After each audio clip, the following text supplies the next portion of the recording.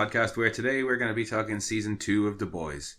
I'm one of your hosts and jack of all trades, Mono, and with me is my co-host and master of none, Kira. Steve! This week we're mostly going to be ranting about season 2, episode 2, proper preparation and planning. And here's our spoiler warning as we talk comics and we talk ahead in the show. This week's episode, the writer was Rebecca Sonnenschein, who we've seen a couple of times before. And the director was Liz Friedlander, who started out in directing a lot of music videos. Yeah. And moved on to, she's done about 30 odd different TV shows. Mostly like teen drama, because that's a very specific style. Yeah, there's a lot like One Tree Hill and like 90210 and Melrose Place and stuff like that. Melrose Place? Teen drama, Melrose Place? Yeah. What? No. No? Why not? No. Melrose Place a spin-off of Cheers? No, was it a spin-off of 90210? Melrose Place, was it? Yeah. I don't think it was. No, I guarantee you it was. I'm pretty sure it was a spin-off of Cheers. No, Frasier was the spin-off of Cheers. With Heather Locklear. What? Melrose Place had Heather Locklear in it. It was in the early 90s. It was not a spin-off of Cheers. It was a spin-off of Cheers. I'm telling you, there was this Melrose Place reboot. God knows how that fucking worked. That's the one she worked on. Oh. It's not an offshoot of 90210. Okay. Alright, well, I tell you what. I'm going to read the summary and you can look up Melrose Place. I am looking up Melrose Place and it says classic serial drama around a group of friends living in Melrose Place, California. Yeah, well then go to the trivia. I'm in the fucking trivia. So, summary for this episode. Butcher is back and Huey is only delighted. The girls of the Seven have a media day while the boys hunt a Supe terrorist with a family connection. Homelander spends some quality time with Ryan and the Deep gets real with himself. Well... It is not... Number one, it's like they blow up a freaking apartment building in season 3 in it. Okay, well, enough about that. But it's not. You're wrong. So, yeah, as to the actual show that we're doing a podcast about. Yeah. we have Butcher back at the start and we get a little catch-up. Yeah, it's a very, very small sliver of the Butcher, the short film. But we see writing down everything he can remember. Yeah. And he's sitting in the basement, staring at that lovely piece of graffiti, going down through the list. Yeah, looking over the note. Like, you can kind of see where definitely his priorities now are Becca, have always been Becca, and will forever be Becca. Oh, yeah. He has no recollection of is there any flashback of the kid in it, that at all? No, he says later on that all he remembers about it is waking up there, seeing her and Ryan, and thinking that Homelander was going to kill him, and then waking up outside Tony Cicero's a few hours later. Yeah. Yeah, he's like looking over that and then decides he's going to go out somewhere. You've got Butcher being like, right, I'm gone, bye-bye, see ya. Because they're all looking up in like the paper, they're looking up the stuff about Rainer's funeral because that's going on. And he's like, oh, I gotta go meet a contact. And that's when Huey's like, right, what's the contact? What's his name? Who the fuck is it? Because you just keep fucking us over. Yeah, Huey doesn't want to be left in the dark. Yeah, he's like, you left them all for dead, which he fucking did. Like, he basically threw Huey out and was like, oh yeah, see you, bye. Yeah. And he was like, well, I trusted them to get themselves out of it. And it was like, no, but you still left them for dead, which is true. It's a shitty thing to do. It's bullshit as well, because the only reason that they got out, they didn't save themselves. Huey and Annie saved them. Yeah, well, Huey and his 9th grade or 7th grade retainer saved them. Yeah. I'm gonna knock the shit out your mouth. I do like Butcher's defense of not killing Stillwell is, I told you, she was already dead when I blew her up. Yeah, I still intended on blowing her up, but somebody beat me to it. But yeah, it's a fairly short scene. Butcher storms off without really telling them anything. But you can see Huey's trying to find out what the fuck is going on because he doesn't like being left in the dark, and all the rest of them kind of back down and won't meet his eye. They know they should have stood up with him. Yeah. Like, you do get Frenchie being like, well, I called him, that's the only reason he's back. But they all back down, and you can just see the defeat in his face. He's like, oh, well, thanks, guys, I thought he's had my back, but, you know. Yeah. Fuck me, I guess. It's one of the focal points of the episode, I think, is the tension between Huey and Butcher and kind of where the other boys lie in that argument. But also, it highlights how much Butcher doesn't tell them. Oh, yeah. And that he's just going on along with it. He doesn't even tell them about Becca until much later in the episode, and he only tells them because it's the only thing he can do to get them to keep coming with him. Yeah, he always has to have this like little like kernel. He like dishes them out. He won't. He parses out the information and he won't give them any more than he has to. And I'm not sure, is it that he doesn't trust them, or is it just No, he's Butcher a fucking being... shithead. It's just Butcher being Butcher. Yeah, I don't think he trusts anybody. No. I actually don't think he trusts anybody. I think he's a paranoid fucking lunatic. Yeah. It's not even that he doesn't trust them. I think he just has that little regard for them or anything like that he just doesn't want. He's like, fuck it, no, you're a means to an end. Yeah, I was just about to say he is the personification of the end justifies the means. Is Butcher. And you see that throughout the first season, and you see it in his actions in this episode and across the rest of the season. But he disappears off, and we find out he's gone to Rainer's funeral. Which is, okay, fair enough, he's paid the respects, but you don't find out he's gone to Rainer's funeral, though, because it cuts to Rainer's funeral, and you get to see Grace Mallory sitting there paying respects, and as she kind of pans across all the floral arrangements, one catches her eye, and it's the edible arrangement with the chocolate-dipped pineapple doves. Something like that, and she knows exactly who it's from, and the look of disgust on her face, like, she sees it, and she's like, oh, for fuck's sake. Well, I think she's like, oh, he's here. Either he's here or he's aware of it. No, yeah. Well, I don't think Butcher went to the funeral to pay respects. I think Butcher went to the funeral because he knew Mallory was going to be there. Yeah. So it's Rainer's funeral. It's very sad. It's the end of a character who was quite fun. Didn't get enough screen time, I don't think. Well, yeah, we talked about that last episode. Yeah, it would have been nice to have more of her. But I am quite interested in seeing Grace Mallory because she does seem to be far more complex than the Mallory from the comic books. Mm. She's a lot more complex than that, and obviously gender flipping her and making her grandchildren, not to be callous, having a male lose their grandchildren doesn't feel like as visceral a loss as having a female lose her grandchildren. No, I know what you're saying. It does make her agenda far more vicious because she, this is flesh of her flesh that she is avenging, for lack of a better word. Well, that's what he's trying to get her to do. He's trying to get her back in. he's banking on it, yeah. He's banking on her wanting to get some kind of revenge for Rainer or something for Rainer. And you can see she wants none of it. No. The first thing she does is try and report him to the federal agents next door. No, I do like the fact that she's like, get out of my backseat, I'm the one who taught you that. Yeah.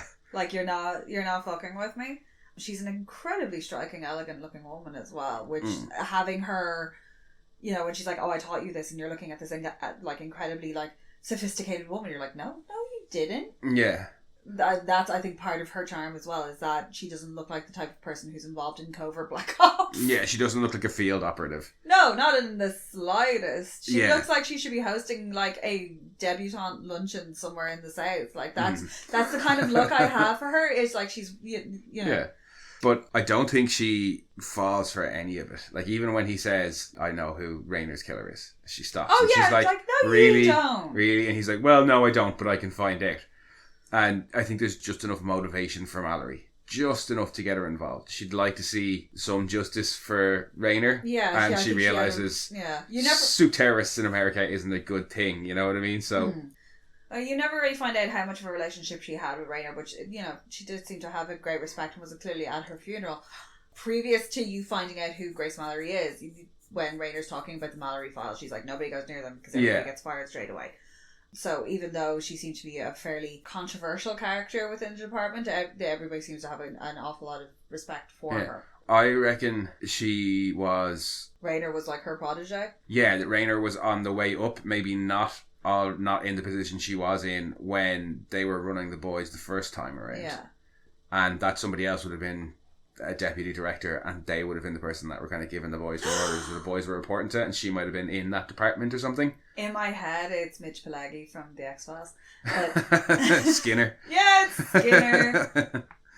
But yeah, I think they are supposed to have worked together closely enough before. That's the impression that I got.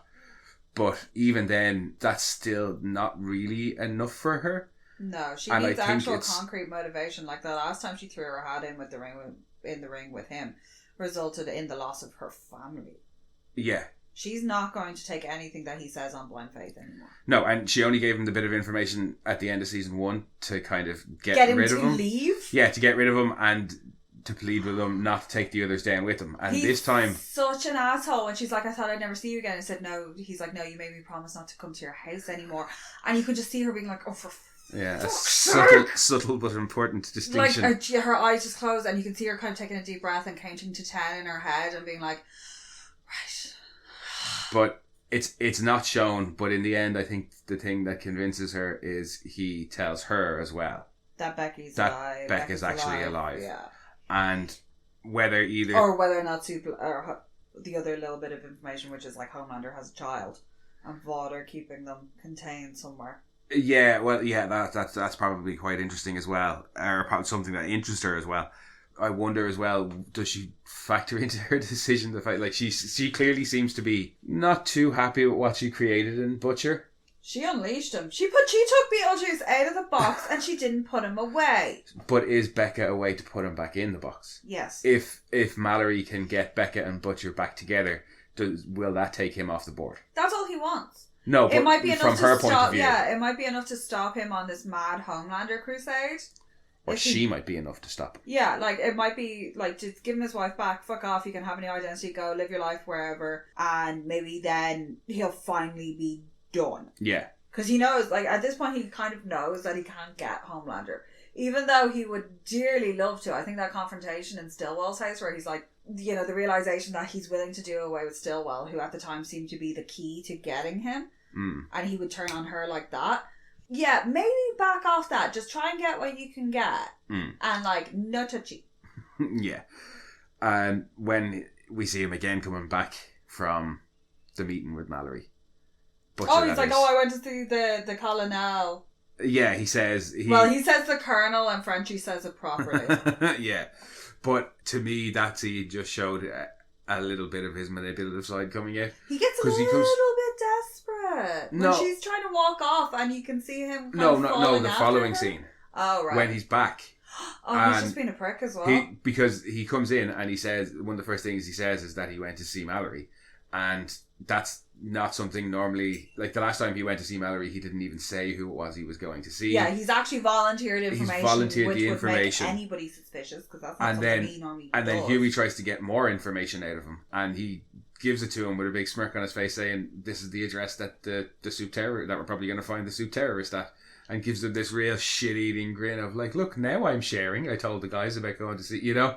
Yeah. And it just serves to undermine Huey. Like, that was his whole plan walking in there was, right, I'm going to give him the information, tell them what the plan is, and piss off Huey. Yeah.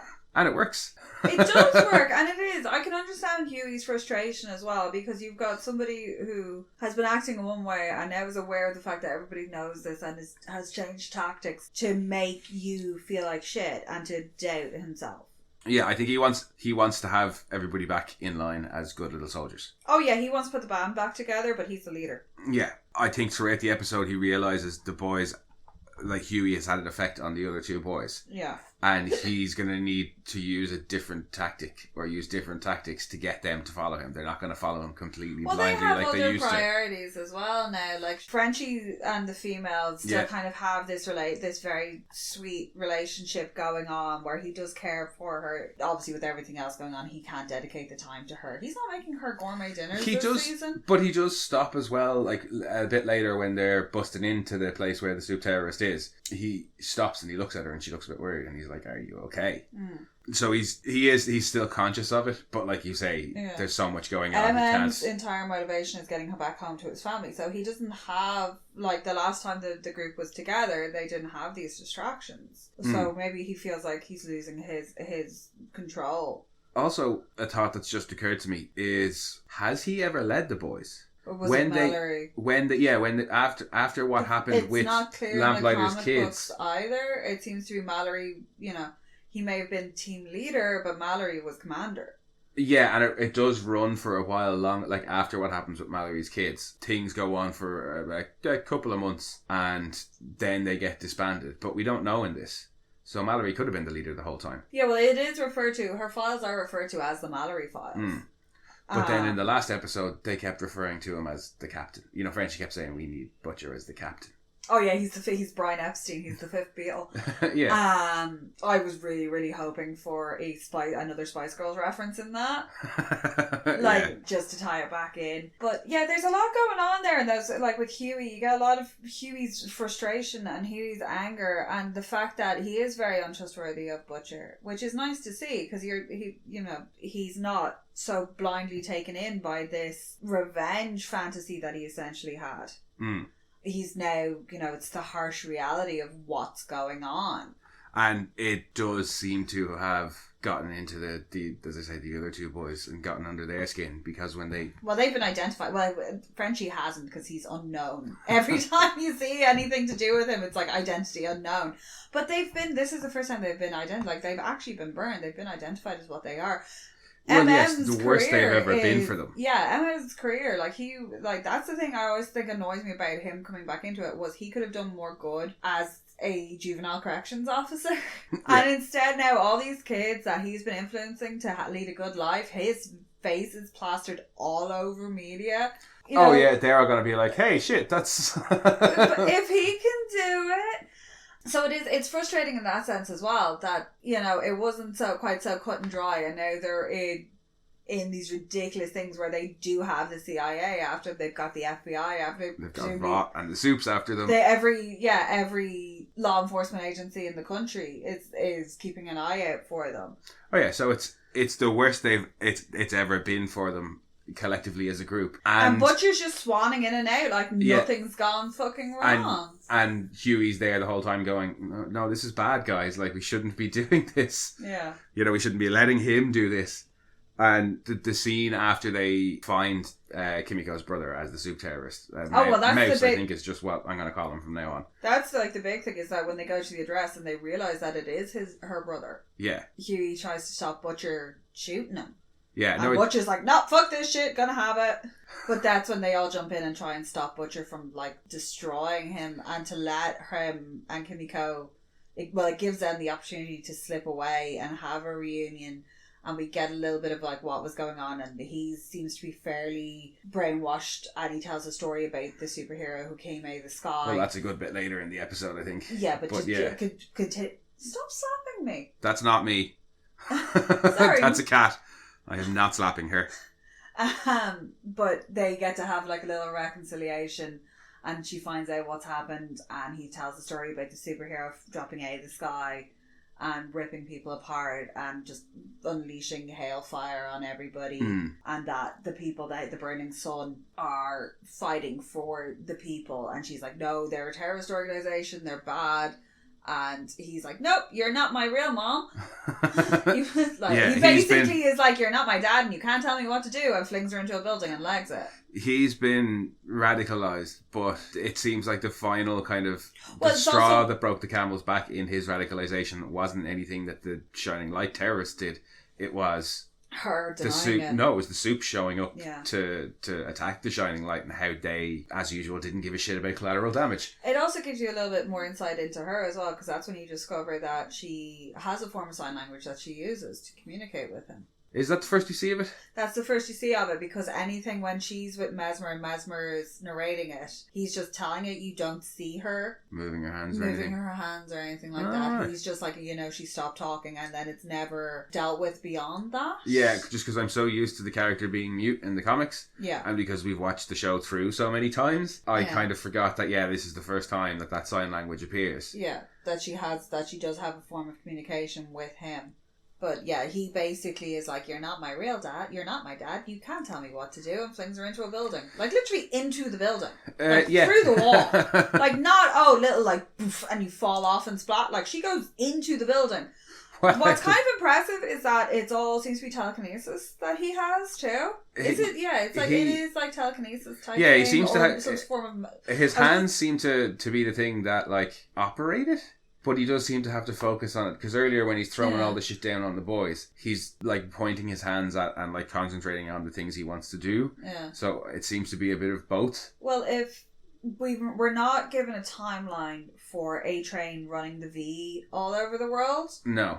If we say the events of the boys have been happening for the last 6 months. Yeah, of the show. The actual show events from Robin stepping off the pavement to now is about 6 months. Yeah. Give or take.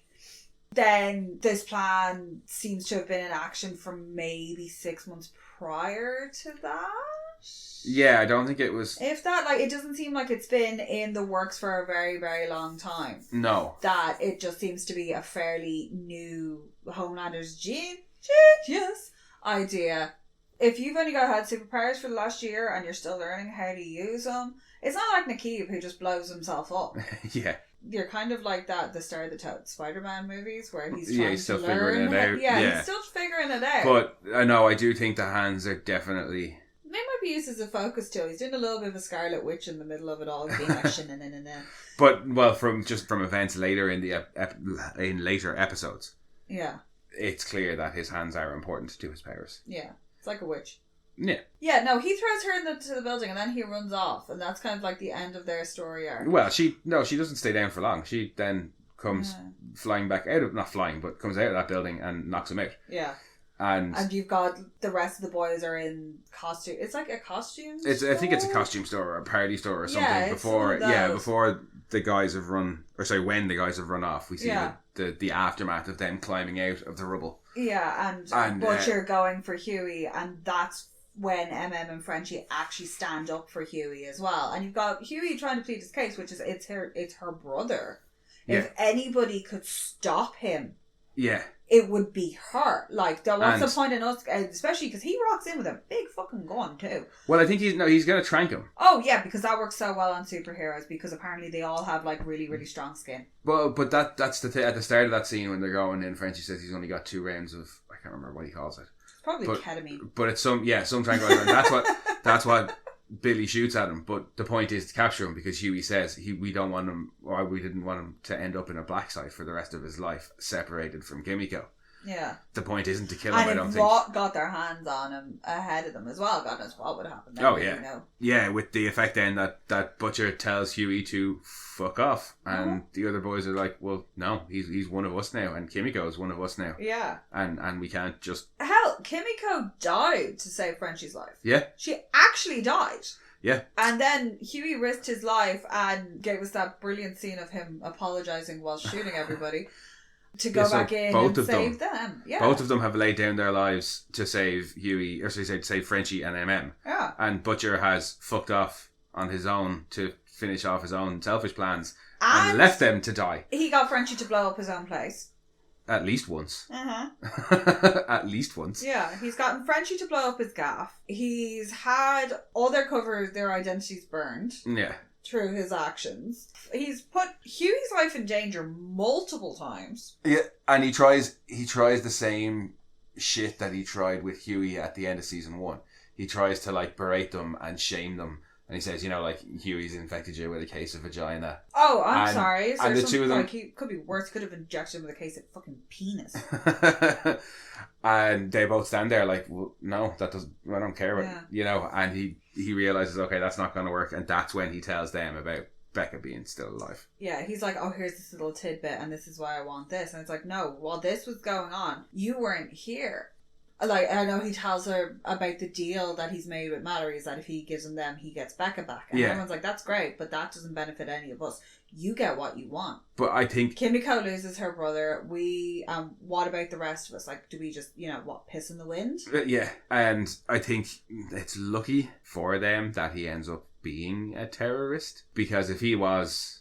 You know what I mean? If he went, okay, and listened to Kimiko and decided not to fight America, it would make things a lot more difficult for Butcher, because that would stop him. He'd be like, oh, he doesn't speak English. He probably could have his tongue or something like that to get him to stop. Yeah, so in that sense, Butcher's lucky that he does turn evil, so that they actually can take him as a prisoner and hand him off to Mallory, or the plan. The plan can still go that way. Yeah, well, they end up capturing him anyway after his punch up with Kimiko. Yeah, and you get Butcher then squaring off to Huey in the middle of the street and punching him clean in the face. And tells him, if you ever come between me and my wife again, I'll fucking kill you.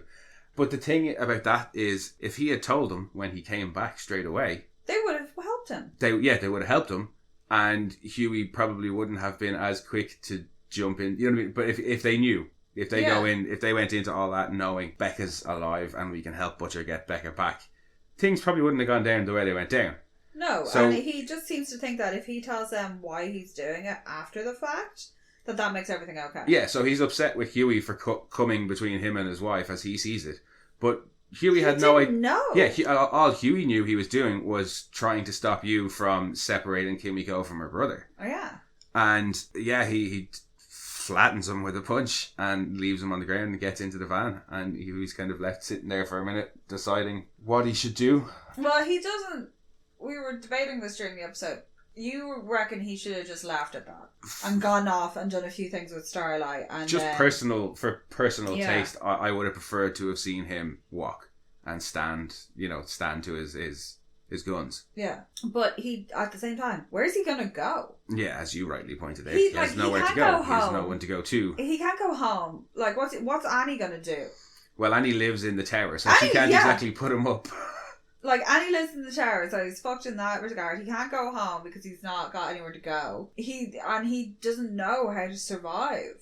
Yeah, no. In the underworld, essentially. No, he clearly He doesn't have a choice but to go with them. Yeah, and you're right. The only person he has is Annie, and Annie can't put him up. Annie's got enough of her own shit Yeah, it was going just... on. And to be perfectly honest, she doesn't even really like him at the minute. She's No. like, they're kind of using each other as well to further their own ends. Like, she wants Vought taken down. Yeah. You know, he's willing to help her. But at the moment, they don't have that kind of relationship at all because she doesn't trust him as far as she could throw him. And she could throw him pretty fucking far.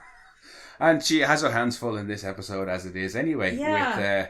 With the media day, the press junkets. Oh my god, that press junket thing just made me want to kill myself. Oh my god, I've never felt so sorry for anybody who's had to go through that. Yeah. That just looked so frustrating. I've never seen it represented so well, and I've seen and I've heard other people talk about it just in terms of like entertainment industry, and that it is one of the most frustrating things that actors have to do. Apparently, is those like they've got the press junkets, it was 90 10 minutes, seconds. 10 minutes, 10 minutes. Oh, a lot of times it'll the be even blurbs. shorter. It'll only be Yeah. 2 minutes, and they have like 4 questions that they have to ask you, and everybody wants to ask the exact same fucking question, and you have to seem like you give a shit. Meanwhile, over in Voughty land, we get introduced to Girls Get It Done. Oh my god, girls get it done. We got 3 women in the 7. Yay! Yeah. So it's Starlight, Starlight, Stormfront, Maeve, and Stormfront. and Maeve. And Maeve's just like, fuck this shit, I'm out. She gets a phone call that's basically, they're walking through, and Ashley's like delighted, and she's like, we've got this from this time, and then she's gone through the schedule, and that schedule just made me want to peel my own skin off, because it was like, we have press junkets from like 10 till 12, and then we have like the news from like 12 till 2, and then something else from 2 till 4, and it was like hitting all the different media spots, and it just, oh god, no. And Maeve gets a phone call. Number one, she's not got her phone in her hand walking through that scene. She pulls a phone out of somewhere. I reckon she's keeping it in the titties because that is every girl's pocket. There's no pockets on those outfits. No, but she doesn't have, like, she has a skirt. She could have She's like not got pants under that skirt. No, Where's she going to keep a phone? She could have a holster. She could Where? have a phone holster on her ties. No, that skirt's split all the way up to like her ass crack on both sides. True. So I reckon it's in the titties because it could be. That's where we all keep shit, to be honest. She gets a phone call that's basically a family emergency, and she leaves, and Ashley's like, where are you going? Flips the bird as she's going. Yeah, as the elevator doors close. She's like, you can't go, and Maeve's response is, yeah, I can. Yeah, I can. And Stormfront immediately turns around and is like, I also have a family emergency. And it's like, no, shut up, come on. Stormfront in this episode confused me an awful lot because her whole attitude is that she's completely over it and she doesn't even want to be there. So why sign up to be in the 7? I understand she has ulterior motives having watched ahead in the show and knowing more about her. But if coming into this in like, for a first watch, especially not knowing anything about the character, let alone the fact that they've gender flipped the character and done all this other stuff. Yeah. Watching as like a first time viewer, you would be like, why is she like she's critical of them and they're allowing her to be critical of them. Number one, she just looks like she's 100% over everything. She actually very rightly makes a comment about the fact that Vought doesn't let them have pockets and she's got like a little backpack that she's going around with. I was like, yes, true. It just confused me as to her motivations. It's like, well, why would you join the 7 if you're going to do nothing but criticize them? Isn't that hypocritical? It might be the cynic in me, but like, when we watched it the first time, and I knew what I knew about Storm from the comics, and I wasn't sure how things were going to play out with her. In this episode, I was thinking the same things the first time we watched it, but the cynic in me just made me think, oh, well, that's... Like, later on in the episode when she says to Starlight, when she's talking to Starlight about, it's okay to let the mask down once in a while and just be you. That's as much Stormfront's mask. Like, that's her persona is... Yeah, but she also refers to Starlight in that same sentence as the Vought Barbie. Oh, I know. And that's what she thinks Starlight's persona is. And her persona is the edgy outsider who tells it like it is. Oh my god, she's a neckbeard. She's a female neckbeard. She's an edgelord. But that's she runs around at home with a fedora and a longsword. Probably.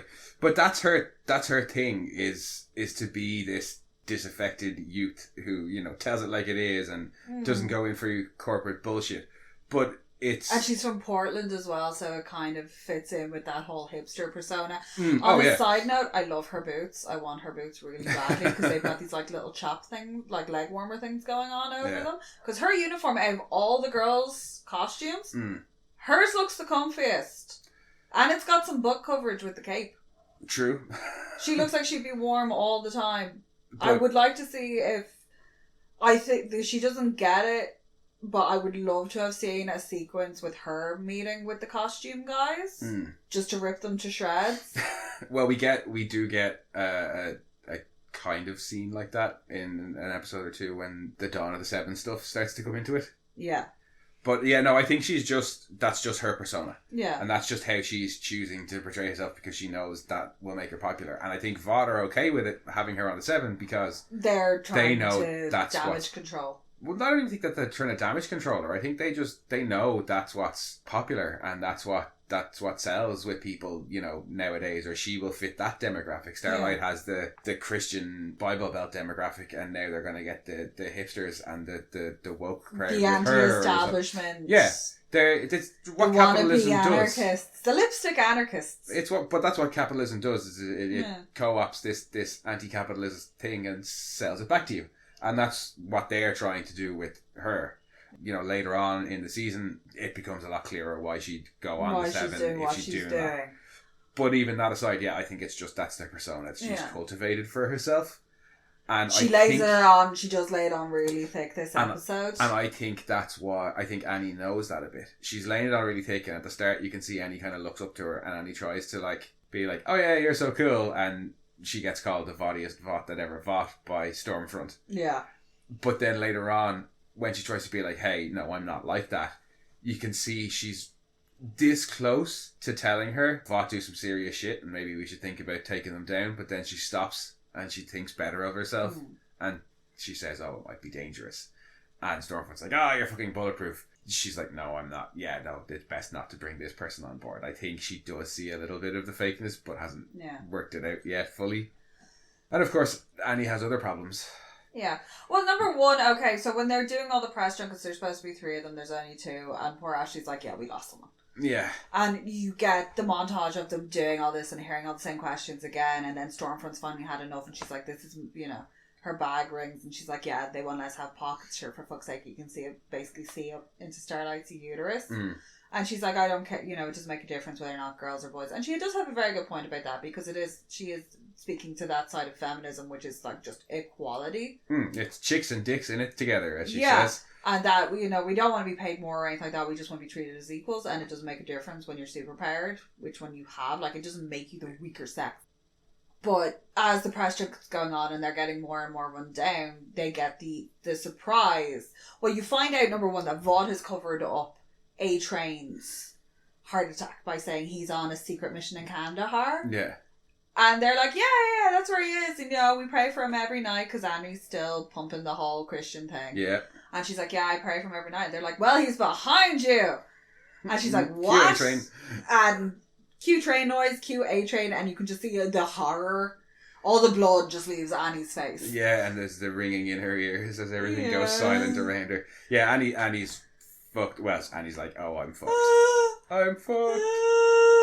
But there he is, and I'm actually amazed they let him run around that soon after having a heart attack of that magnitude. Yeah. Like, they're like, he's back. He's, trot him out there. Fuck's sake, we have a new superhero that we're introducing. But you sit down, sweetie, because look who's back. Like, cause if I was Stormfront, I'd be like, what the fuck are you doing? Why are you crashing my gig? Haven't you? Because it does basically co-opt their whole press thing into a welcome back party for him. It does, and like they have the macaroons with the A-Train logo on them and stuff like that. And he has Prince's guitar because he's I woke up and I bought it, and he's got all his like homies and stuff. I'd say the second A-Train woke up, they wanted him back out in the public. Yeah. because they've lost Translucent. They've lost Translucent and they've lost the Deep, and they've only recently had Translucent's funeral. Yeah. And they were saying for ages about Translucent, oh, he's off on a secret mission, oh, he's off on a secret mission, oh, he's dead. Yeah. So, oh, he died in the line of service. If they've been saying he's A-Train one is of the most unkillable ones. Yeah, if they're saying A-Train is off on a secret mission, oh, he's off on a secret mission, oh, he's awake, get him the fuck out there. Yeah. So that, you know what I mean? But I'd just been not like, to show any weakness. zoom around. Well, yeah. Or short controlled bursts. Yeah, I really liked Jesse Usher in this episode. Yeah. A-Train is really fun in this episode because I was expecting him to come back. In general, he's actually a very, very fun character. Season 1, he's got that junkie kind of thing going on where he's always like tense and he's like, I am king of the world, I'm gonna peel my skin off. Yeah. Like he's very much, he swings an awful lot, whereas in this season, he's got his footing. He's a lot more fun as a character. Yeah, and I thought he was just going to come back and immediately try and fuck stuff up for Andy. No, but it's nice that he comes back and it looks like he's trying to play the long game, find out exactly what it is Annie's up to. And, you know, the couple of times he stops her and he asks her what's in her boot, what did she just get off Gecko. Oh, poor Gecko. Apparently everything doesn't regenerate as quickly as we'd hoped. Yeah, chopping stuff off, fine. Testing shampoos, lasting damage. At least they're not testing on animals. Yeah. That's about the only positive I could get out of that when he's like, oh yeah, they're trying some new conditioner, and it's like, what did they do? Squirt it directly into your eye? Apparently so. Yep. Like, would it not, like, if it's causing that much irritation, just take the eye out, like. Yeah, that's a good Maybe point. they did. Take the eye out and let it regrow. Maybe they did, and he's just like, no, I can't walk around with like a hole in my face for like 10 days. Or he's not allowed to because they're studying the effects of it, and who knows. But yeah, he's provided Annie with the V. Yeah. And tells her, don't ever come back to me. Very nice handover, by the way. He put it in with like a little pouch that was like it had some sort of like Femme Fresh or a period product title on it, and he had it in with a couple of tampons. Now, he could have hidden it in something a little bit better than just the actual vial. Yeah, probably. At least it was inside something. Smart handoff, give him that. And he's like, don't fucking come near me ever again, which I totally get, because he's like, here you go, and he's like, if you ever come near me again, I'm going to tell them you're the one who fucking took it. Yeah. So if she can't touch him now. No, that's probably the smartest thing he could have done. Yeah, I'll tell them. Don't try. You. Yeah, you've blackmailed me successfully once. I'm not going to let you hold this over me again. Yeah. Yeah, you come for me again, and fuck it. I don't care what you do. Although she didn't really have the material to well, apart from the fact that he could regrow the limb, in that video you cannot see his face. Yeah, well, yeah. Of what we saw, you can't see that face. But it does teach Annie an important lesson, because I feel she basically uses the same tactic on A-Train towards the end of the episode. Yeah. When A-Train bursts into a room and actually finds she has V. Yeah. And you think, oh, that's it, she's completely fucked. She basically says, nah, you try and go and tell them about that, and I'm going to tell them about what you did to Popclaw. Well, no, it's not that she'll tell Vought about what happened to Popclaw. It's that she'll the media. The world and the media, yeah. About what happened to Popclaw, and about the fact that she had multiple needles stuck into her arm at the same time, and some of them were so deep that they broke the bone, that they actually were into bone. Yeah, the details are nasty, alright. It is, it's vicious. And thinking back on the scene, yeah, he does it so quickly. Yeah. That, yeah. Yeah. It's not a fun way to die. No. Yeah. She's cold as well when she does it. Yeah. She's getting good at the cold extortion.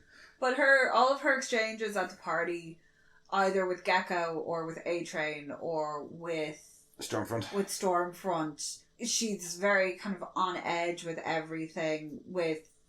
It's really nice though, because after Gecko hands her the stuff and she goes to put in his boot, and A-Train pops up and is like, what'd you put in your boot? When she moves to Stormfront's bag and you don't actually see her doing the switch off. No. For him to pat down her legs, which is just so uncomfortable looking, and it's like, dude, her boots are literally like fucking like spray painted on. What is she going to hide in them? Yeah. Unless she's utilising her secret ninja pouch, her vagine. Yes. She's not put it and like where? Under her wig? Like, where is she gonna fucking keep it? And he pats her legs down, and it's just really, really uncomfortable. And he's like, oh, I'm going to get you. I know you're going to slip up at some point. And then you've got Stormfront rocking in because they have to go off and finish off shit. And as she's walking off with the bag over her shoulder, you just see the little pink bit of the bag sticking out of the corner pocket. Yeah, no, it's cleverly done. It's very, very small, but it's there. But so they go off they do their thing that they have to do, and it cuts to her returning to her suite. Yeah. It's not a room, it's a suite. Oh, yeah. In Vought Tower. Number one, she keeps that burner phone not in a very hidden place. She's like, oh, it's just in the armoire under the TV. Like, she literally just has it in a cabinet, and she's like, texts Huey that they've gotten the stuff and it's great, and she takes it out and she looks at it. I'm like, don't just keep it, like, fucking hide it. Yeah. Well, you live in a building that is full of people with super hearing, super sight. They can see through fucking shit. Like... Well, yeah, but I suppose at the same time, until A-Train came back, she wasn't under suspicion anymore. No. Well, she had effectively been cleared. Yeah. And the only person who was supposed to be, like, keeping charge of her, keeping an eye on her, was Maeve. Yeah. Because Homelander said, you know, you're in charge of her now. I don't think Maeve is doing much of a keeping an eye on No, Annie. well, Maeve is off dealing with her own crap that we'll get to in a minute. She texts Huey. She's like, I've gotten the stuff. I'm freaking out. Yeah. What do I do? Text me back.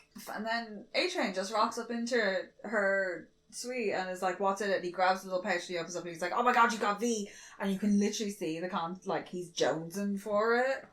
I wasn't sure that he was. But he just kind of look at it like. There's a little tasty. a little bit of a glance, but it's not anything close to like when he was in Huey's apartment. Oh god, and Huey squirted it out onto the floor. And he was like this close to licking it off the dirty rug. Yeah. It's so he's beyond and that. He's twigged as well because he's like, oh, who are you texting? Is it your two-timing traitor boyfriend? Like he knows that she's up to something. Yeah, he figures she's still working with Huey, especially if she's got the V. And that's when she turns it on him and is very goes very cold and calm and well, I'm going to tell him about this. Yeah. And you can You're not going to do anything. Yeah, when she's like, you're not going to do anything because you would have done it by now already. And if you do, well, then I'm going to tell Sports Illustrated about this. And you can see A-Train's just like, fuck, I did not think this would go that way. And there's almost a little bit of a look of respect from him. Like, I didn't think you had it in you. Fair fucks. And she takes the V back off him. And she's right because she doesn't really have anything to lose anymore beyond her actual life. No. A-Train still has all the fame and money, and that matters to him. And the endorsements and everything. And she's like, no, I don't give a fuck. Like, what else have I got to lose? She's like, I've been lied to my entire life about this. I've lost my family. I've lost my friends. I've lost, like, the respect of people. Yeah. Of my peers by wearing this stupid fucking outfit. Yeah, there's no connection to the old superhero community because Gecko is the nearest thing she has to connection to it. She really doesn't have anything to lose. She's lost faith in absolutely everything around her.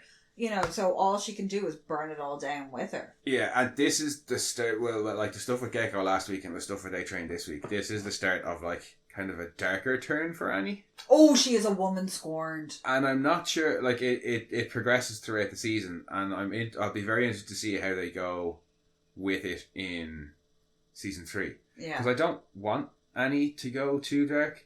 Like, that's part of the charm of her, especially in season 1. I don't think she will, because you still get, even in later episodes of this season, you do get the little lighthearted moments and things like that. But it's just that she's not putting up with the shit anymore. Yeah, I don't want her to go too far down the butcher means justifies the end. Yeah. Well, she does, I think she does a bit this season, but then she it gets reined back in. Yeah, well, I think she has that moment. I think, and every good character should go through that point where they go that little bit too far and go, oh fuck. Yeah, and I think it's a conversation. This is a conversation we should revisit when Annie goes that little bit too far, and then it gets reined back in because you see it in other shows. If you watch The Expanse, there's that brilliant bit when they're hunting the the weird mutant thing. That's done really, and that's the same thing then where he loses sight and he's like just becomes, and then it gets reeled back in and he's like, shit, I'm sorry. This season is kind of that moment for her where she's number one, she's been liberated I hope they rein it back in season 3 and give us more of the good Annie. But as I say, we can talk about that a bit later in the season. I think they will, because this is almost like a reaction to everything that's happened. This is her going off the rails. Yeah, no, I get it. But we can talk about it later. Well, no, I think it will be more relevant in that episode. But that's basically everything that's going on with her in this episode. Well, that's all the real development like big important plot points. Yeah. The only stuff we haven't talked about is the kind of the little bit the humanizing character development stuff that we get from both Maeve and the Deep. Yeah. And I really like the Maeve stuff. Maeve is interesting because Maeve goes off to a family emergency. Yeah. And it turns out that Elena still has Maggie Shaw as her emergency contact. Number one, can we give props to Maeve for having a better costume? But she still stops to look at a fucking billboard of herself. I was saying that when we were watching it, and like, we get it, it's them, we understand. I understand it's a trope to be like, look, it's this person. It's just, at least she doesn't take it down her sunglasses and look around all suspicious. Like, I've said in the past that this show doesn't try to dumb things down for the audience, and I hate when things get dumbed down for the audience. And this show is guilty of a couple of things. TV exposition happens a lot. Yeah. But they do that where character is in like civvy clothes, stops and looks at a poster or a big picture of themselves as the hero. So the audience knows this person with sunglasses on is the character you've been following for the whole show. It's like, I fucking know it's Maeve and I fucking know it's Starlight. I'm not an idiot. Yeah, if you didn't know it was Maeve, the Aaron sweater would have probably given it away. Or 2 seconds later when we see her in the hospital without the glasses, in the same clothes, talking to fucking Elena, we'd have gone, oh, that's who it was. But no, look, we realised that it's Maeve, guys. But anyway, sorry. Elena's has had to have emergency surgery. She's still apologises. She's kind of confused as to why Maeve is there. You get into kind of a little bit of a deeper understanding of Maeve and Homelander's relationship. Yeah, because Maeve Elena's like, she's trying to have a serious conversation about her being there and was like, hey, I'd love to take you out to dinner. Oh, I forgot, we can't do that. We have to keep it on the lowdown. Which is when you get the first real... You knew that Homelander is extremely possessive of Maeve. He's made numerous threats in season 1 about if somebody touched you wrong, this or that. Well, he's made veiled threats about how he couldn't handle... If she left him for anybody else. Yeah. Maeve then tells this story about a producer who switched... Yeah, he switched seats to be next to her. And to talk to her all night, and then there was a fire in his office the next week and his head was in one room and his torso was in another. Yeah. And that she doesn't want that to happen to Elena. And you can see Elena putting the pieces together and being like, holy fuck. She has to ask explicitly, like, do you mean Homelander did this? Yeah. And Maeve, it's almost like Maeve doesn't even want to say it. She's like afraid to say it out loud that it'll make it real. Yeah, it's like she doesn't want to say the things that happened and Homelander did it. Yeah. She doesn't want those words to be put together. But she's going on. She does have a bit of a breakdown in the hospital room, and it's like the things I've seen, the things he's made me do. It's a progression from, say, what episode is it in season 1 where the plane goes down? 4. From then onwards, you can see the fact that she's constantly questioning everything that's going on, and I'd say even from the episode before that with the shooter. Yeah. Oh, that was my kill. Well, but from the things I let you do to me. Yeah. He's like, we're not even dating anymore. Yeah, but no, definitely with the airplane. But yeah, definitely from the airplane. When he turns that, the second he turns that into a press opportunity, that's it for her, I reckon. Like, you can see the disgust in her face in that episode. But she is having a severe breakdown because, like, she clearly lives in constant fear of this person, and like, she can't have a relationship. She can't be herself. She has to hide who she is. Otherwise, who's gonna fucking stop him? Nobody can clearly stop him doing this. He's done this previously. The implication is that Vought have cleared up for his little tantrums. Yep. The Vought have gone in and cleaned because fires don't separate people's head from their bodies. No. Unless it's Herculaneum, and that wasn't even fire, that was the hot gases. Pop their heads like corks. So fire. But that was also a volcano. Yes. So my point stands. But it like, for her to come out and say this and be like, this is why I want to keep you safe, because I care a lot about you an awful lot. Well, that's why, and that's why she did it. And Elena's like, why are you telling me this? It's like, so you can understand. Not what she says. She says, because I don't want you to hate me anymore. Yeah. And that I thought was quite telling as well, because Maeve, I'm guessing, has started to completely hate herself for everything she's done and let happen. Well, in the comic book, she's a raging alcoholic, and she does seem to have drinking problems in this. It's mentioned a couple of times, but she's a raging alcoholic because... well, I think it's the events in the comics, it's the events of the plane as well that cause her to seriously go proper drinky, not live in the real world anymore. At least she doesn't have orgies. And I think now Maeve has realised that she can't live in her fantasy world anymore. No.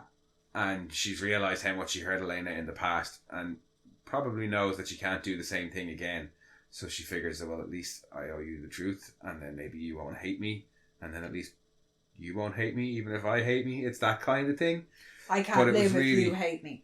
Yeah, it was just really nice to see, because they teased it a little bit in the first season, and we get a lot more Maeve and Elena in this season, and just it was nice to see this kind of, not rekindling, but like rebuilding of their relationship. Yeah. And this time around, she seems to want to build it on honesty. And you do feel like, for Maeve in particular, she's been the only girl for so long. She seems to have been under Homelander's thumb for a long, long time. For her to be able to get out and to actually be real with somebody and have somebody know who she is and not this persona.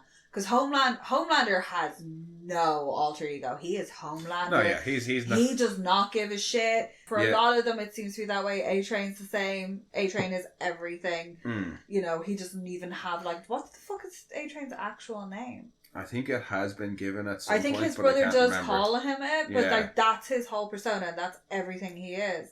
For Maeve, that's not everything she is. No. She's been caught up in it for a long, long time, but now she's beginning to realise, like, it's not the be-all and end-all. No, and where Maeve and Annie and even the Deep, because he refers to himself as Kevin sometimes, would see themselves... No, he doesn't refer to himself as Kevin. Other the guilds refer to him as Kevin. But he allows himself to be referred to as the Kevin as often as he does Deep or the Deep. The Kevin. The Kevin. Yeah, where they all seem to see themselves as... She's Annie January 1st, and Starlight is the superhero. Maeve is well, I don't know if Maggie Shaw is the real name or not, but Maeve thinks of herself as a person and then the superhero. Yeah, whereas for the boys, it always seems it's like this is everything that they are. And you do get a lot of that in this episode with Homelander. You get to see a lot of his psyche because he refers to himself as a god. That's what exactly. That's where I was going. Was they all see themselves as Kevin or as Annie or as Maggie.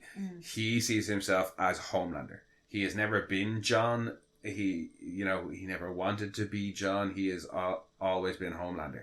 And you can see that come out in his interactions with Ryan, because he doesn't want Ryan to go through what he went through with no mom or kid, but he also doesn't want Ryan to be turned into a normal kid either.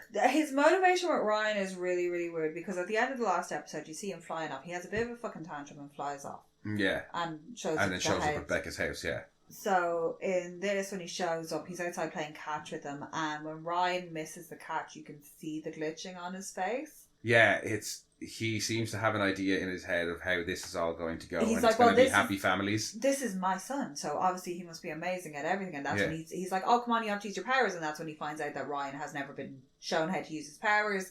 He has the conversation with Becca, where Becca's like, well, we thought it would be best to raise him as normally as possible. And he's like, who?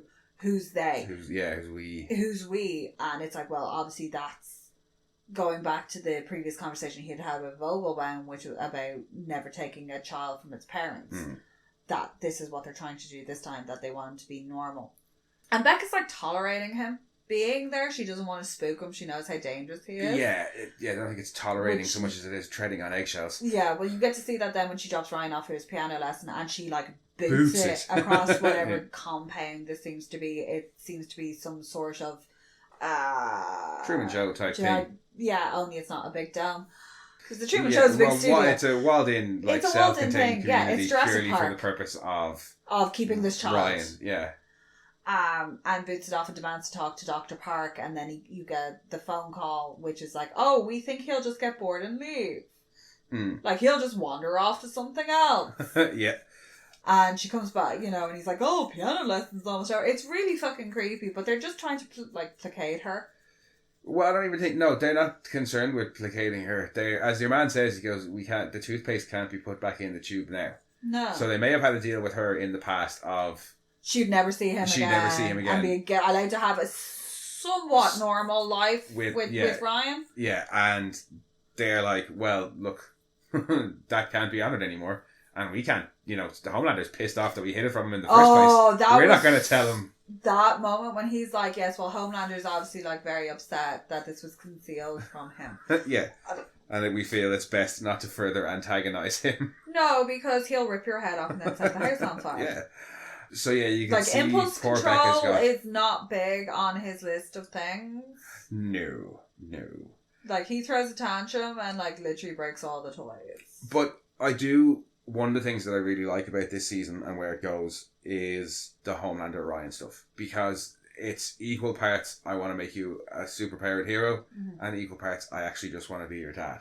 And it's the I just want to be your dad stuff. There's not too much of it in this episode. No. You get a little bit of it when he opens up to him and tells him, I didn't actually have a dad. Yeah, well, when they're outside playing catch and he's telling the story about, oh, my dad had this, that, and the other, and as he's telling it, it's like, it's very, very rehearsed. Yeah, it's the usual spiel. So you can tell that that's from whatever scripted story he had. Yeah. You know, obviously he can't be going around being like, oh, well, for the first 18 years of my life, I was kept in a lab and monitored.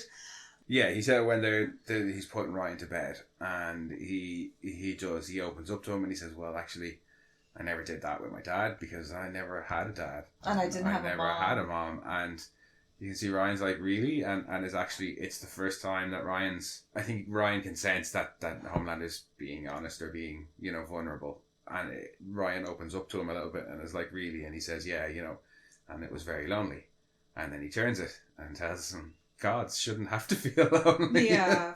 And basically says, look, you and me, we're gods. We can do whatever we want and nobody can stop us. And that's a great feeling. And it's a little bit terrifying. He tells him he loves him and he's like, you can say it back. He basically forces him to tell him that he loves him. Yeah. And he wants to play Happy Families, but he's effectively holding Becca hostage. And I think Ryan can sense that. His mom is very clearly on edge and extremely uneasy about this man. And it doesn't matter that he's wearing this shiny suit. If you've never been exposed to anything like that in your life, which she seems to have kept everything away from him, and he's aware of superheroes, but to have this man show up, like, just in general, to have somebody show up who's like, I can fly and I can do all this stuff and you're my kid. You're my kid and you can do it too. And I'm just going to be in your house, and your mom really, like, your mum, who is the centre of any child's world. And has never talked about me before. Who is clearly looks, like, upset, even though she's trying to put a good face on it all. Yeah. Like, she is uncomfortable, and he's aware of this because whenever she asks him to do something, he's up and gone. Yeah, like when she says, come in and do the maths. He's only too happy to run in and do maths. Yeah. And being forced to spend time with this strange person as well. No. Just because they're related to you doesn't mean that you're going to open up to them straight away or have, like, this relationship straight away. Yeah. And he wants that. He wants to arrive, be like, I'm your dad, and everything be perfect. But he doesn't realise that you can't start relationships like that. No. Because he's completely dysfunctional. Yeah, every relationship he's had has been stage managed, and you know what I mean. So he has this idea of happy families, but he has no idea how to get it there. And it's one of the things that I actually really, really enjoy about season 2 is the Homelander Ryan dynamic. No, it is. It's good, but to see him as well trying to control his anger and trying not to be frustrated because he needs Ryan to be on his side, because he's like, if I alienate this person who's my only blood, whatever, he's like my kid. Like, he can't alienate him, and he can't get mad at him. It's interesting as well that he never directly threatens Rebecca. When he's saying he mentions about Billy and how they had a deal that they would keep him alive. He doesn't explicitly say Billy, but he says, "Yeah, we'll keep him alive." That he's out walking around, and that was the deal, was that Billy would stay alive, and she'd let him come and see Ryan. Yeah. And then after the bit where he tells Ryan they're gods and they have a little bit of a powwow, again, he doesn't threaten her, but he does threaten to tell Ryan about that he's been kept, in this compound his whole life. He does, but he doesn't threaten her, which is interesting because at some level he obviously believes that Ryan should have a mother around. Yeah, he knows he didn't, and he knows it was wrong, so he doesn't want to take that away from her either, or from him. Sorry, he doesn't want to take Ryan's mom away. But yeah, no, it's definitely one of the more fun bits of this season, I think. Yeah. Also, I want to know where that town is. The town? I would love to have seen more of the town, because I got this, like, real, like, I just would have liked to have seen more of the interactions in the town and to see how far Vought would have gone to maintain the charade. Well, he's homeschooled anyway. He's got a piano teacher. He's got a piano teacher. She's going off to have coffee with somebody else. There must be facilities in the town. But I would have liked to have seen more of the town just to get a sense of, is it like a very small rural community, which would have made more sense. That's kind of the impression I got. Because he talks about not having friends and he's homeschooled. The impression I got off it was that it was basically just whatever they need. So there's probably a shop and somebody who runs the shop. There's probably a doctor. They've got a piano teacher. Yeah. They might have like some kind of sports coach. They have whatever they need. They probably have a mechanic because there's car. Yeah. No. It just for a personal. It would have been nice to maybe see a little bit more of the town setting. Yeah. And to see the interaction in that, because it would have been fun to see if there was like old Vought employees. Yeah, like that's the cushy number that they get. Is this cushy number when you retire, or like you've had something horrific happen to you? Yeah, I'd have liked to have seen, like, say, any of the ones that got damaged in like season 1. Seth, after Seth got his dick broke off, did he go and work there for 6 months just as like a library store clerk or something? Yeah. Is this where like all Vought employees like get shipped off to? Yeah. I would have liked to have seen how far Vought would go to maintain this. Because that's a big ass wall. That's like Jurassic Park levels of wall going on there. It is definitely something that I thought about when we were watching the season. I thought about the logistics of that little town as well. Try not to get hung up on it. But but also like she's like, oh, the piano lessons are an hour, and she drives there. She has maybe a 2-3 minute conversation and then drives back. And they're like, yeah, you'd want to hurry back. The hours are finishing soon. Almost up. So obviously it's a big area that they have.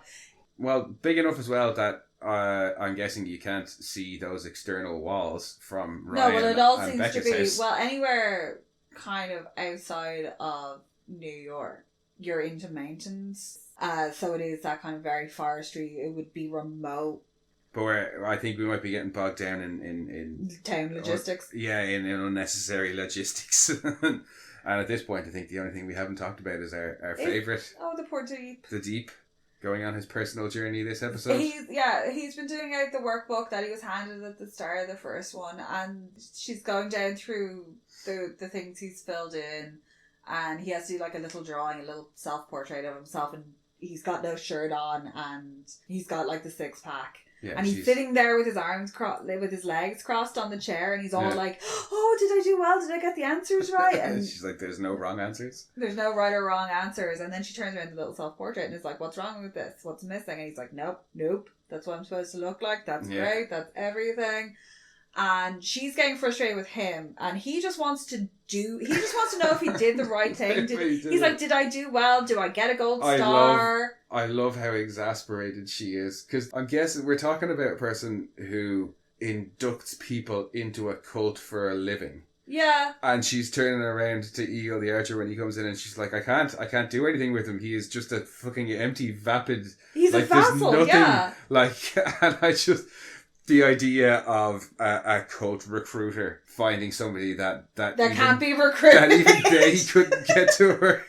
And so if Eagle comes in and puts down 2 6-packs of Fresca. Yeah, and decides that what's better than Fresca for getting people into his cult is a good healthy dose of hallucinogens. Yeah, well that's it. He's like, no, I've got the thing, and he makes him some shroom tea. Yeah, doesn't leave it to steep for very long. No. And your man and Deep just like scolds it. Deep's like, oh cool, I haven't had mushrooms in... Deep just thinks it's just, we're taking mushrooms now. Yeah, taking shrooms. Last time I took mushrooms was at a Goo Goo Doll concert. I was like, that's not the place I'd be going to take mushrooms. I'm sorry. And then when surrounded by loud flashy lights and noise and a crowd of people. No. He looks at Eagle and is like, you're not going to have any? Because he just assumed, we're taking a bunch of drugs now. Yeah, woohoo, it's drug time. And Eagle's like, no, they're just for you. Locks him in a room. That is the worst thing you can do to somebody who's taken hallucinogenics. It's like, here, no, you're going to get locked in this room by yourself. Enjoy that freak out. Yeah. Although if at least give him access to a bathroom as well, because that in the bathroom is going to be necessary. Well, he's already apologised for wrecking Eagle's bathroom once. So I don't know if he was going to let him have access to his bathroom while on mushrooms. Yeah, but you're all right locking him in your bedroom with access to your clothes and shit. But he proceeds to go on. Now, he must have given him a massive dose because he's hallucinating, but it's his gills talking to him. Yeah, played by Patton Oswalt. Yeah. And they move. They do. They make little, like, talky faces because he's like, unzip your top. Unzip your top. Look at me. Look at me. Not quite as creepy as Homelander being like, look at me. Yeah. It's definitely not the creepiest thing that we've had happen to him involving his gills. But it was nice to see for the development for the character as well. This acceptance of this part of himself that he thinks is disgusting. Well, yeah, that and when the gills are talking to him about the... Oh, finger banging your one backstage at the Golden Globes. Was that like VH1 Teacher of the Year Awards or something like Educator that? Of the Year. Educator of the Year, yeah. But that his whole thing is that he's so petrified of being made fun of that he degrades other people before they have the chance to degrade him. Yeah. And we talked about this in season 1 podcast, I can't remember what episode, that he probably got teased a shitload by teenage girls when he was in school. The shit bullied out. Yeah, probably got like super bullied. The weird fish kid. Come on, when you think about it, when you think back to Waterworld, when that car crash of a film came out and he's only got like the 2 little gills behind his ears. Oh, and he's a complete outcast. But everybody was like, oh my god, he's got gills and webbed feet, he looks like a freak. Yeah, in a world covered by water, the guy with the gills is the outcast. Yeah. He's got they're big ass gills. They are. That is again. There was no, from what I gather from American high schools, there's no escaping the showers. Yeah. Communal showering, which to me, who was a very, very awkward, very, very shy, socially anxious teenager, we don't have that here in Ireland. The idea of that and my awkward fucking teenage self having to get naked in front of a group of people I didn't even want to be around fully clothed certainly is just horrifying. With V, it doesn't seem to be like, say, in other Marvel or DC comic books where some people might not get their powers till later in life or when they become a teenager. He seems to have been born with them. Seems to be, like we saw the baby pictures of Translucent in last week's episode. Oh my god, the baby. It's just the romper being held just up. An invisible, an empty baby girl being held up. That, these powers, and A-Train talked about outrunning a bullet when he was a toddler. Yeah. So these powers manifest early. And he talks about blinding the doctors. As soon as she's born. And we saw Laser Baby. Laser Baby, yeah. So either they're injecting them with it, they're like fairly well. Obviously, they're injecting them when they're babies, but they manifest. Whether they're injecting them in utero or postnatal, it's within the first 6 months of life that they're doing this. Yeah, and powers seem to manifest very quickly. So Deep's had those gills since he was a baby. Yeah, well, they were saying that they either seem to manifest early on and then develop and become stronger during puberty as well. So poor Deep, if he's like every other teenager, he was having back knee, his voice was cracking, he had gills. It's just not good. It's like, can you imagine the training tape? So your body's going through changes. Yeah. You might discover more hair. You might discover new appendages. But, and I think it's something we talked about again in season 1, these sort of scenes with the Deep that humanise him and that make him more a kind of a likeable character. They don't... Not likeable so much as sympathetic. He is very much a product of his upbringing. But they don't... You never get the impression that the show is trying to excuse his actions. No. They might explain them. And certainly what his gills are saying to him explain it. What he did to Annie was the same as what he did to that teacher was the same as what he's done to countless girls before him. And it doesn't excuse those actions, but it gives you some explanation. To explain them. Yeah, it gives you an explanation for them, and by him acknowledging it, it's going to allow him to grow as a character and as a person. And I love the Deep. He's so much fun. And the nice thing as well about that is that it's an almost realistic mushroom trip because it's extremely cathartic for him. Oh yeah, and there are more and more studies coming out nowadays about the benefits of microdosing. Oh yeah, and of using hallucinogens as forms of therapy in different ways. But it's extremely cathartic for him. When the gills start singing "You Are Beautiful," I could have done without that, but I just don't like music. You don't like that. Numbers. You don't like musical numbers, but then he starts singing along. I really, really, really wanted there to be a shot of Eagle and Carol sitting on the sofa in the sitting room and just being able to hear Deep singing "You are beautiful" to himself, just as a little like juxtaposition to this incredibly emotional scene that's going on, to have the pair of them kind of sitting there and being like, what the fuck? Yeah, no, that I would have liked to have seen that as well. In fact, I had You it in thought my it head was that going there to was a cut to scene that. that cuts to them outside it. But apparently no. not.